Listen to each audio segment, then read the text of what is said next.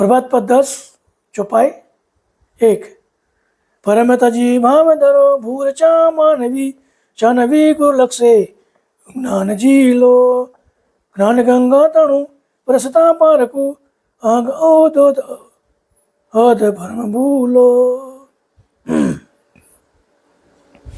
हे मनुष्य, अनेक मतमंतना उपासनाओं संयमयुक्त ब्रह्मती भरेली પુષ્કર ખાતાની ભ્રમણાઓને ત્યાગી હૃદયમાં નિજ કરતા પદ પમ્મનો ભાવ ધારણ કરીને હું જાગ્રત થા। અંતરિક્ષથી આવતી અવિરલ જ્ઞાન ગંગાને દ્વારા સદગુરુના લક્ષ્ય દ્વારા છીરીને એટલે કે સ્નાન કરી તું શુદ્ધ નિર્મળ પવિત્ર થા।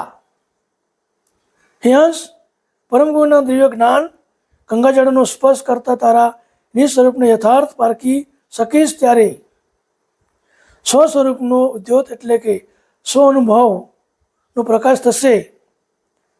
તે પ્રકાશથી તારા અનેક જન્મની આજ્ઞાનું મુક્ત પાપ સહ ભ્રાંતિરૂપ સદરો અંધકાર દૂર થઈ જશે। પ્રભાત પદ 10 ચોપાઈ 2। કામને ક્રોધ મને क्रोध अहंकार मद सदा पर हरि प्रेम पीलो रात दिन रस बस एकता अनुसरो ध्यान हर दे धरो मान मेलो। हे अंश, निजपतिना मार्ग चालता काम क्रोध અને અહંકાર વિરોધી કરી રોકી રાખનાર છે। તેમજ મલિન મનવાળા વાસનામય ઉઠતા સંકલ્પ તદુપરાંત અહંકારનો મિથ્યા મદ પણ ભાન ભૂલાવનારો છે। એ સર્વનો પ્રતિજ્ઞાપૂર્વક ત્યાગ કરી ગુરુની અનિન ભક્તિનો પ્રેમરસ પીવો, નિજ લક્ષ્યનો રાત દિવસ અનુસરવી, પરમ ગુરુના સહંકર ચરણની એકતામાં રહેવા અતિ જાગ્રત રહી તેમજ સુરત નુરત સમાવી સદગુરુના વચન પ્રમાણે દેહોસ્મી મિથ્યામાનને મૂકી પરમ ગુરુના નિત્ય સ્વરૂપનું ધ્યાન નિજ હૃદયમાં ઓહનીશ ધરવું, જેથી તું તારા નિજ સ્વરૂપને તેમજ પતિપતિને સરળતાપૂર્વક જાણી શકીશ। પ્રભાત પદ 10 ચોપાઈ 3। નિજપતિ પરમ પર પંચની પર સદા રચમદા એ સદા રહે એકેલો। હે હંસ, અલક માપે મમતા ધરી એકલા સૌ અંશ થઈ કલક ખીલ્યો। હે હંસ, તું નિજ પરમપતિને સકર્તા સજનહાર પાંચ તત્વની સમસ્ત જગતના રચના મત એટલે અભિમાનથી પર ન્યારા હોય સદા સદોદિત મહદ અવિગત શૂન્યના અદિત રૂપને રહેલા એટલા છે। તો પોતાના સર્વ જાણ ગતિના પૂર્ણ હોય અક્ષરતાથી એટલે કે અક્ષરનો લેખમાં આવે તેવી અલેખ અને અમાપ છે।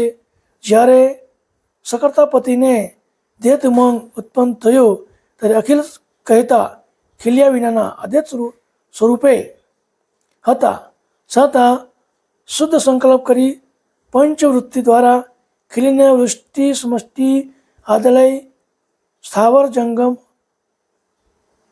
ચહું કહેતા ચારે ખાણ સહિત લખી શકાય એવા માપક ઘાટોમાં સકર્તાપતિને છઠ્ઠી અંશવૃત્તિના અંશો પ્રેરક કર્યા। તે અંશનો વિજાતિ તત્વના સંગદોષી કરી માપક ઘાટોના મમતાવાળા થયા। આવી રીતે નિષ્કર્તાને અંશોનું માપક મારફતે ખલાક એટલે કે જગતનો ખેલ ચો તરફ ખીલ્યો છે। પ્રભાત પદ 10 ચોપાઈ 4। સકલ સિદ્ધાંતનું સાર સંતો કને પીસવા પેજ ત્યાં મન મેલો પરમ આર્થી સતા સંત અમી અર્ણવ પણ પુરુષ પરસ વહેલો।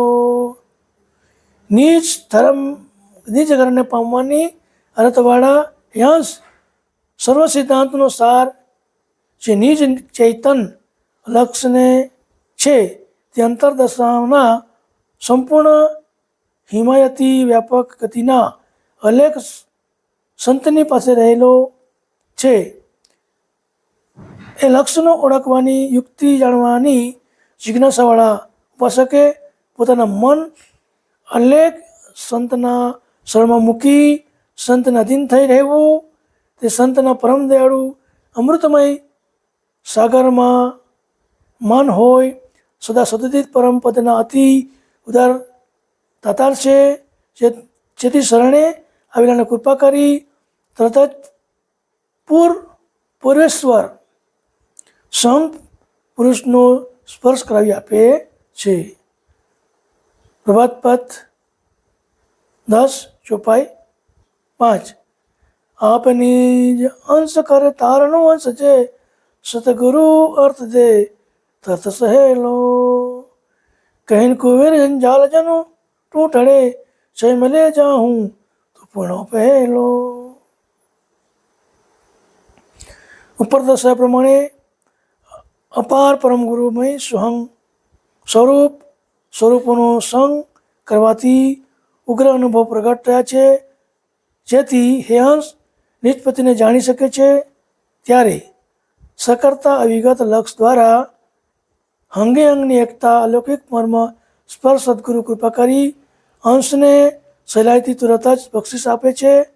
પરમગુરુ ભગવાન કરુણાસાગર કહે છે કે ઉપાસક જન તારી જન્મ મરણની જંજાળ ઢળી જવાથી પ્રથમ તું જ જે નિજ ઘરથી આવ્યો છે હતો તે ઘર જે નિજપતિનો મેળાપ કરી પરમપદના સુખને અખંડ ભોગવી શકીશ.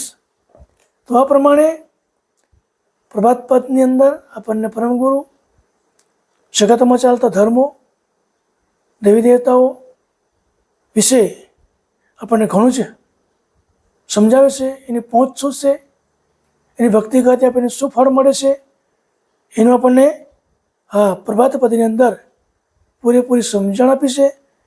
અને પરમગુરુની ભક્તિ કરવાથી આપણને શું ફળ મળે છે, એને કેવી રીતે આપણે ભક્તિ કરવાની છે, એ આપણને પ્રભાત પદની અંદર સમજવામાં આવ્યું છે. તો હરિભક્તજનો વધુ સમજવાનો પ્રયત્ન કરો એવી મારી પરમગુરુને પ્રાર્થના છે. અને વધુ આગળ પરમગુરુના જ્ઞાન વિશે જાણતા રહીએ એવી મારી પરમગુરુને પ્રાર્થના છે. તો અહીં આપણે પ્રભાતિયા પૂરા કરીએ છીએ. સતકેવલ સાહેબ, સતકેવલ સાહેબ, સતકેવલ સાહેબ.